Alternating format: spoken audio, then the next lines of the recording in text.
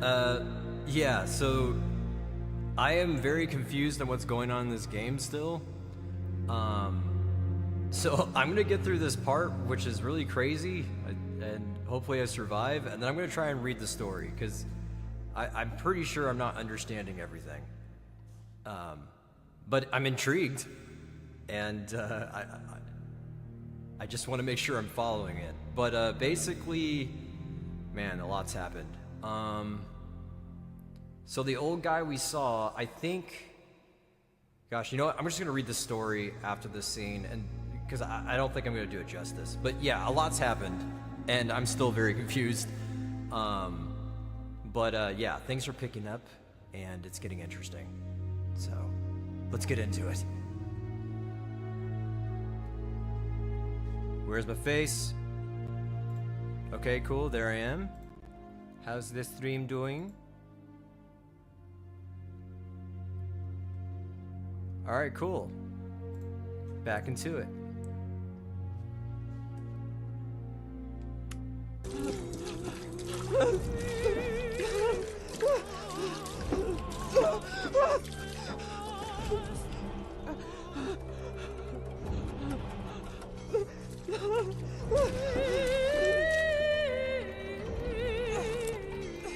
I think he's trying to burn us alive.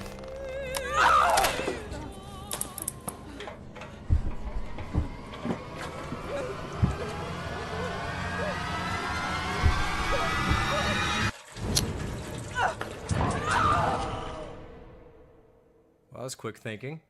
I didn't know I had a lighter this whole time. Oh yeah, she smokes.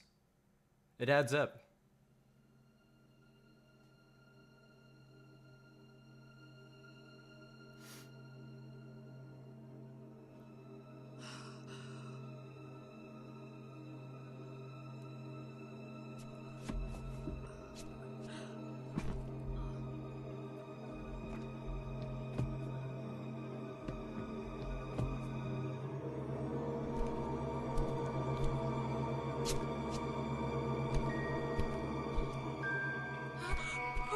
Oh, dang.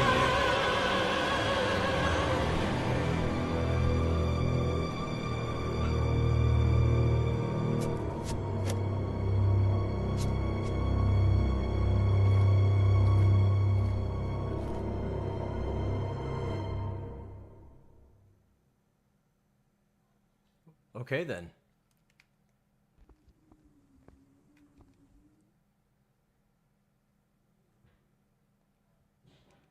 Yeah, he's looked better.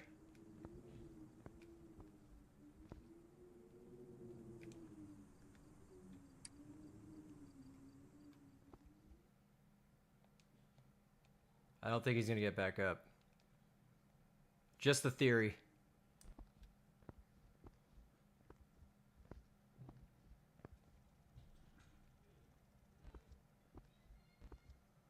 We got plenty of bottles.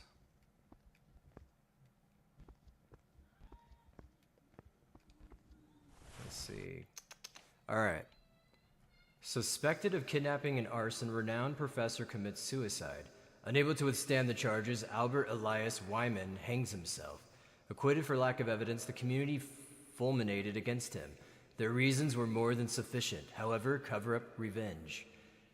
1 month after the disappearance of the 13-year-old Celeste, adoptive daughter of Mr. and Miss Felton, the dead body of Professor Wyman has been found today in his house. Wyman allegedly hanged himself. He was suspected in the disappearance of young Celeste. Even though there was no real proofs that should indicate that the disappearance was in fact a kidnapping, he was also accused of the arson at the cloister Cristo Morente.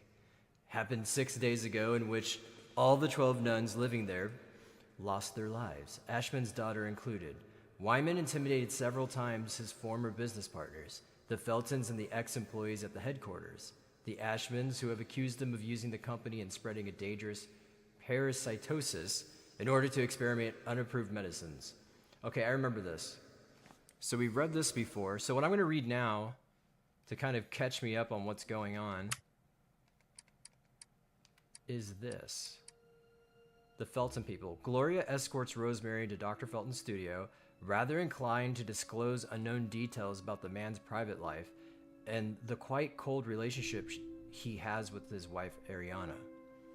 Gloria, who looks after Dr. Felton from noon until 8 p.m., describes the woman as a reserved, isolated person spending her time in her bedroom, always listening to the same music on the record player. While she waits for the notary to arrive, Rosemary peers into a drawer where she spots a newspaper article. It says that the family's farm, Razzo Gallo, is being indicted for alleged contamination of groundwater. The Ashman family, as well as 12 nuns from a nearby convent, allegedly reported serious symptoms that could be ascribed to a suspect parasitosis. They might have been used as unaware test subjects in pharmaceutical experiments by the company's partner, Professor Wyman, who was also working in the psychoactive drug phenoxyl. Wyman, who faces accusations from the same Felton, starts issuing death threats, and his huge blackmailing might have even included Celeste, Felton's adopted daughter, whose real father Wyman claims to know. Showing weakness and self-confidence at the same time, Dr. Felton steps into the room acting like a well-educated man in front of Rosemary, and politely welcoming her. His God-fearing attitude stands in stark contrast with the figure of Rosemary, a woman of deeply rooted rationalism and convinced atheist. I didn't catch that part, okay. Leafing through Felton's medical reports, Rosemary identifies, besides the disease that he apparently contracted in Egypt in 1958, a wide spectrum of implications such as hormonal deficiencies, drug abuse, and traces of phenoxyl, a drug withdrawn from the market in the mid-60s. Dr. Felton has supposedly refused to undergo further exams before being discharged from the clinic, yet the man seems to be still entitled a disability pension whose beneficiary would be his wife, Ariana. The couple's adopted daughter, Celeste, went missing a long time ago, but the hypothesis of her being kidnapped by Professor Wyman in the wake of Razzogallo's scandal was ruled out, and the investigators seem to think that the 13-year-old girl had intentionally left. Rosemary utters a name that breaks the feeble harmony of the conversation, Jennifer. The man is shocked. Then Rosemary hands him an old would-be picture of little Celeste Felton, saying she knows the nickname he used to call her, that is Jennifer, as is also written on the back of the picture. The man reacts violently, shouting at the woman and claiming nervously that he knows nothing about the whole matter.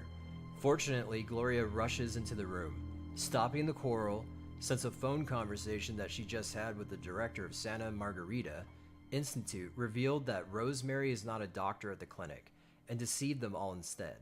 Rosemary is therefore chased away from the house.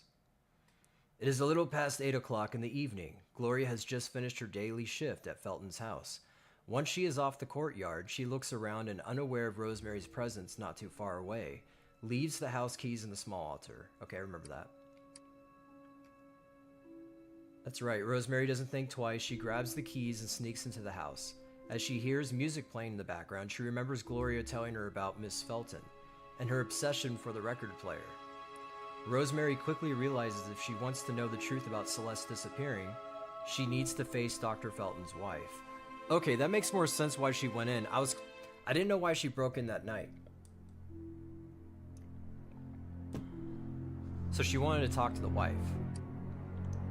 Following the music coming from the record player, Rosemary gets to Mr. and Mrs. Felton's bedroom. Firmly convinced that the notary's wife will answer her questions, she is instead confronted with the view of a dead body in a high state of decomposition, lying on the bed. It is a horrifying scene. The body is entirely covered in moths. Rosemary hides inside the closet just in time to see Dr. Felton wearing only a gardening apron, holding a sickle, addressing the corpse in a strange, disquieting manner. Felton calls the body Jennifer, then starts licking it morbidly. Could it be Celeste, Felton's daughter, thought to have gone missing? Rosemary, terrified, knows she needs to escape. Trapped inside the old notary's house, Rosemary finds out other disturbing details about the contamination scandal affecting Felton's farm, Razzogallo. The serious accusations brought by the Ashmans and the Feltons against Professor Wyman come after the mysterious disappearing of the little Celeste Felton and arson of Cristo Morente Convent, which took the life of all 12 nuns working in the fields. The nuns, just like the Ashmans, had been infected by a severe moth-carried parasitosis, presenting frightening symptoms such as hallucinations, memory impairment, and high photosensitivity, coupled with cortisone allergy. Wyman, before committing suicide for not being able to withstand the charges, allegedly confessed having used parasitosis to fine-tune phenoxyl, as Felton himself had asked him to. As it turns out, Felton sits for mesmerism sessions using phenoxyl on a regular basis. Rosemary learns about an old video in which, during a mesmerism, it's hard to say, session, Dr. Felton reveals some disturbing details to Gloria. So much so that she needs to get rid of the video. Rosemary manages to get a hold of the video and watches it in the studio. Dr. Felton, under the effect of phenoxyl, a metronome ticking and swinging in the background, tells Gloria about the tormented relationship he had with his father, a man who had changed coming back from Ethiopia in 1930 and considered his son insignificant. He then admits being morbidly obsessed with his daughter Celeste, who, after having been reported missing, supposedly returned home sometime later and revealed her true identity, Jennifer. See, I didn't get that before. So that's where you got Jennifer from, which is... I still don't fully understand where the name comes from, other than that's just what she told him. Before Rosemary gets to the end of the video, Dr. Felton aggresses her from behind, tying a catchpole loop around her neck and nailing her to the wall. The man burns the video, keeps pleading his innocence. Celeste simply ran away and never came back. Rosemary provokes him, but he does not bend. He never touched his daughter, for she was the only bond between him and his wife. Theirs was a marriage arranged by their parents. In fact, what Felton did was protecting Celeste from real threats. Then he tells her about an afternoon when someone knocked at the door. There she was. But it was not Celeste, it was Jennifer. So Felton, obeying and kneeling obsequiously before a mysterious figure that promised to free him from his torment, goes into the girl's bedroom and kills her. Rosemary is shocked. She cannot and does not want to believe what she hears, but Felton reminds her of the dead body in the bedroom, saying he had no choice. Then the old notary unveils a painting kept upright behind the desk and depicting a dreadful red-dressed nun, before which he devotedly bows. Rosemary manages to free herself from the loop, but right before she gets to the studio door, she's assaulted by the same nun portrayed in the painting, swarming with moths and speaking with hoarse and broken voice, calling her sister. Having run away from the red nun, Rosemary glimpses at a white-dressed, blonde young girl reaching the attic. Is that Celeste or Jennifer? Rosemary also starts having serious doubts about the true identity of the dead body in the bedroom, but there is no trace of the corpse any longer. Just an old picture remains featuring the 12 nuns who died in the fire. As is written on the back of the picture, apparently one of the nuns survived, that one being the daughter of Mr. and Mrs. Ashman, those in charge of running the farm. She started attending Felton's house a short time after Celeste's return, seeking vengeance for the phenoxyl Prototype 2 experiments. Rosemary comes to the conclusion that the person writing is Miss Felton, locked in the bedroom with her recently returned daughter. Both of them were forced to undergo heavy mesmerism sessions with the aim of progressively erasing their memory. She's looking to react, and is convinced that she can blind and even kill the nun using cortisone. Rosemary reaches the attic. Turned into a narrow and frightening workshop populated with dummies and dolls, she spots an old figure showing a door, with scribbles on it, as if someone had tried to remove it from the scene, next to a painting that Rosemary thinks she has seen before in the house. Shortly after, Rosemary is aggressed by the fearful figure of a doll with long blonde hair, armed with a hammer, following her. She falls from the attic entry and faints. Rosemary wakes up again and finds herself in front of a turned-on TV. The reporter is saying the authorities are trailing a woman suspected of aggressing a phone line repairman, of stealing his folders searching for information, and of stealing his van too. Rosemary knows she is the woman the reporter is talking about, and that the police are after her. I didn't know she stole a van. Okay, so that was a much bigger reveal than I even realized. The doll that had aggressed her before is sitting on the armchair and is watching the TV too. This time she proves useful for the investigation, saying that the door in the picture is no longer there, suggesting that they look for a wall instead. a wall behind the fireplace, thus implying that what is beyond the door might have been walled off.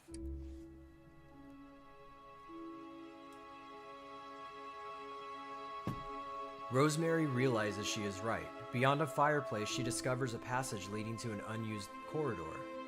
There she finds a plastered wall that she manages to break through by pushing an old statue against it. That is how she finds Celeste's room, locked for years, bearing the marks of a ruthless crime. Whoops. Something strange happens shortly. A noise is heard resembling the electric vibration of an old record player going off, and hidden somewhere. Rosemary was right. She finds the hidden corridor, still playing a recording of little Celeste/Jennifer's voice.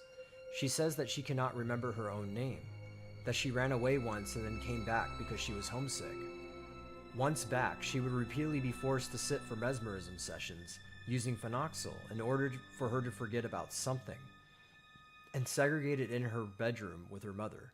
There she would plan her escape by opening a breach in the wall cavity leading to the attic, her only way out. She would still have to leave her mother behind, as her mother was unable to react.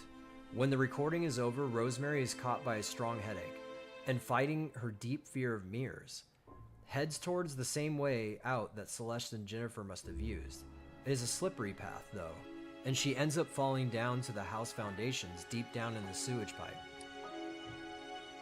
After the fall, Rosemary manages to escape from the sewers safe and sound, and she arrives in the cellar of the villa, where the Feltons were involved in the distribution of Razzo Gallo farm products. So that's the wine. Rosemary was terrified and discovers the real cause of Felton's obsession with his daughter, and the reason why he used to call her Jennifer. Felton is actually a woman. She was born as Jennifer Richardine Felton, and when she came back from Ethiopia in 1930, her father forced her to live as a man named Richard. This is the reason for hormonal imbalances and the refusal to undergo detailed examinations at the institute. Okay, so who is...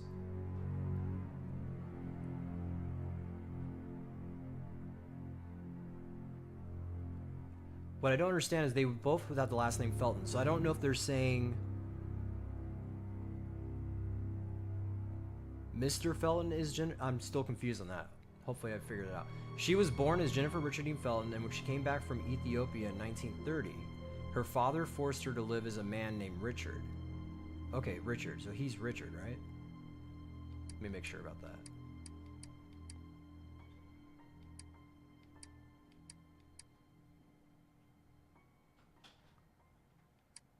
Dr. Felton or Richard?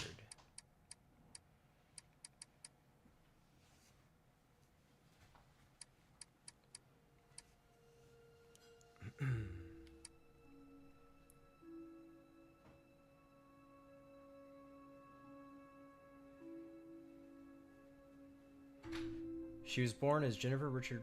Okay. This is the reason for the hormonal imbalances, the refusal to undergo detailed examinations at the institute. The more Celeste was growing, the more Felton remembered the girl that he was. Okay, so it is him. The same blonde doll who had attacked Rosemary in the attic. Sign of a split personality, the same young girl of the picture. That's why they... Okay, so his marriage was arranged. So he's really a woman, and that's why they couldn't have a baby. That's why they adopted, I'm guessing. The same young girl of the picture that Rosemary shows to Dr. Felton when he arrives at the villa set off the chaos. When Felton killed his daughter, she was convinced he could destroy the Jennifer left in him, who kept tormenting him that even the phenoxyl wasn't able to completely erase, but just tame. Oh, okay. While Jennifer was chasing her, Rosemary runs away and finds shelter in the elevator in a desperate attempt to reach the penthouse. Unfortunately, the old elevator blocks. Luckily, Gloria arrives at the villa and suggests to join her in the infirmary, where both of them would be safe. They both meet. Rosemary is disgusted about the whole story and confesses that phenoxyl could have been the cause of everything. She confesses that Felton killed his wife, sure that she was the daughter, and that Felton is actually Jennifer.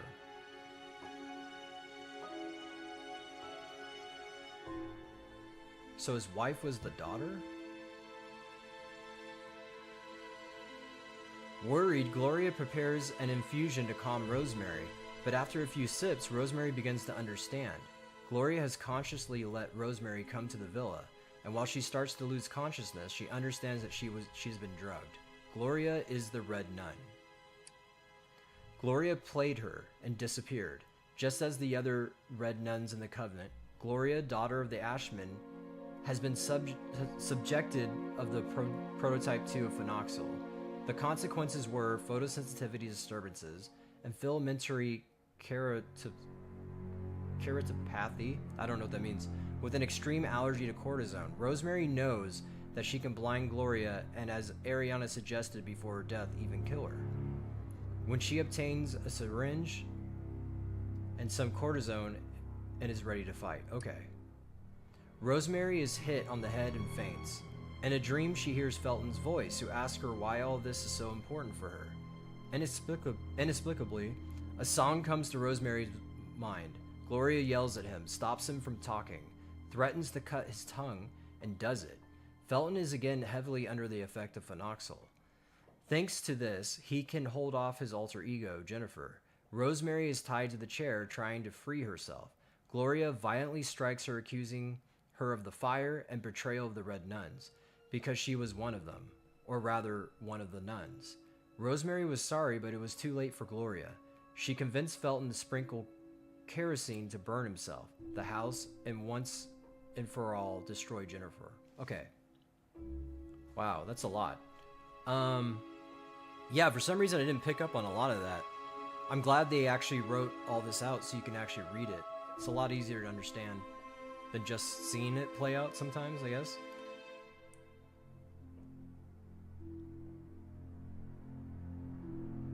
So it looks like they got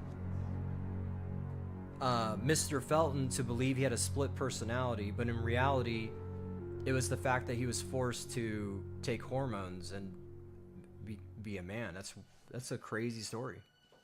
Wow.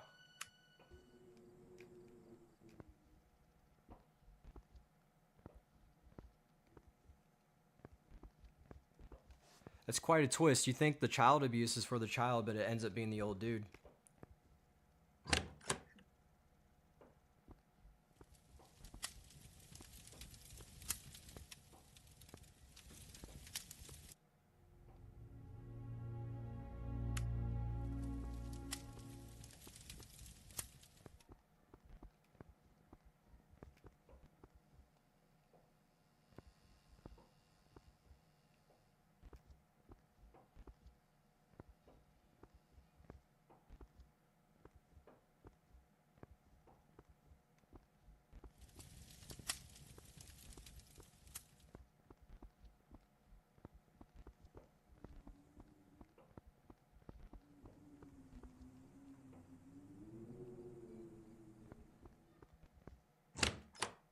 Oh, that's weird.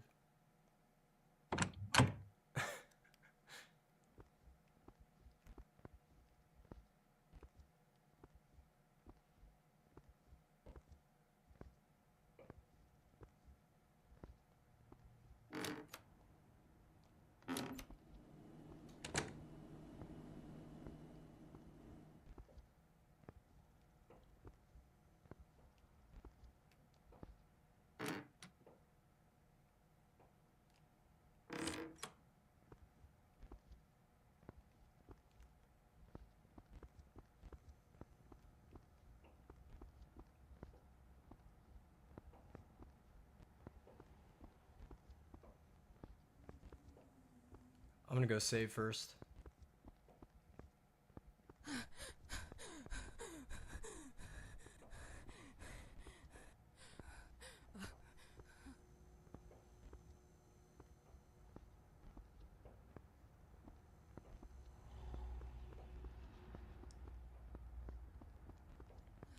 It's totally different when it's daytime.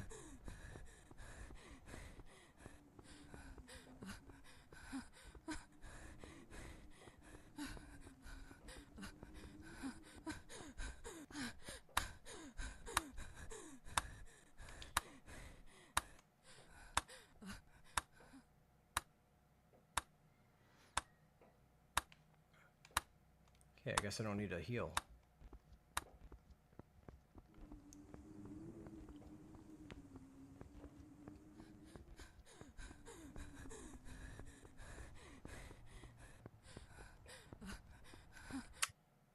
Reach the attic.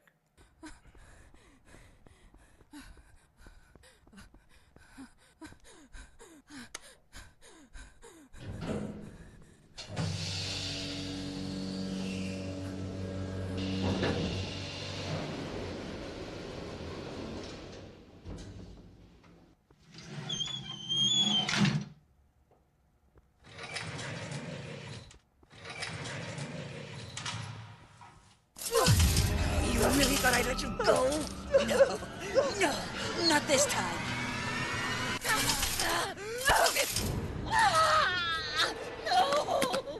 Not again! No! No!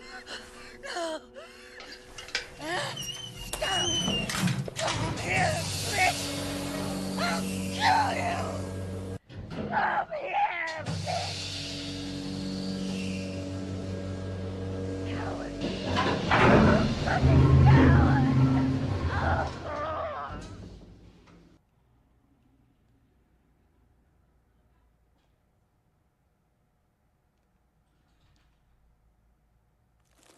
Well, good thing I have that. Otherwise, you would just be stuck.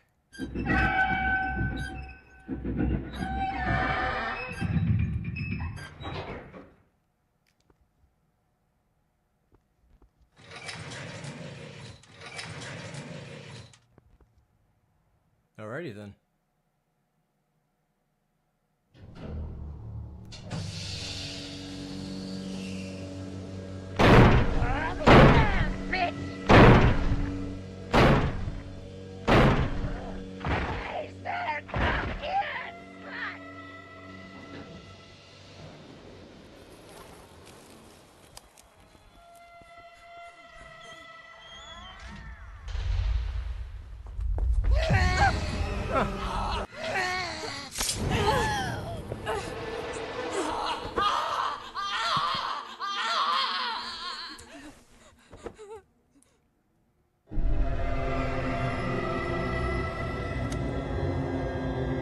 Switch doesn't work. We were all sisters! How are you there? I'm not deaf!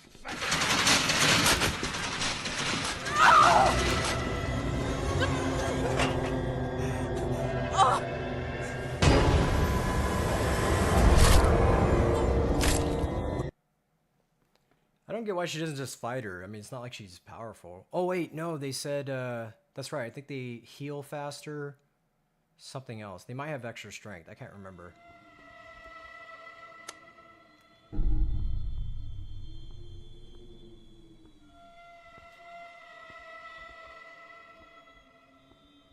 I will make you regret your shit. So she gets to me regardless.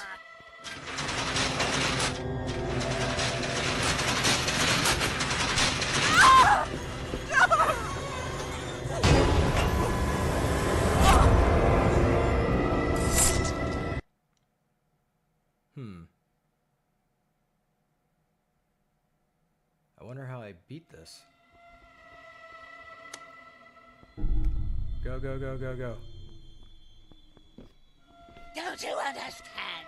You can't escape like she did. Oh my gosh.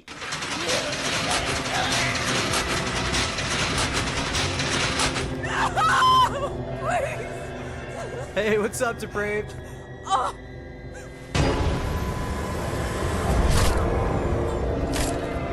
Oh man. Dude, I bought Corey. It was on super sale. I got it for $10, man. Isn't that cool? You're pathetic. You can't just kill me with cortisone. One second. I can't get...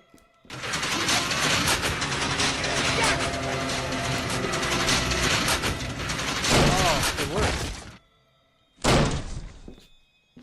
So I loved the game. I loved the game mechanics, the level design, and all that. I just really didn't like the story, and I was very bummed out we didn't get revenge for Joel. So I was left very disappointed. Story-wise. But the game was phenomenal. Top tier.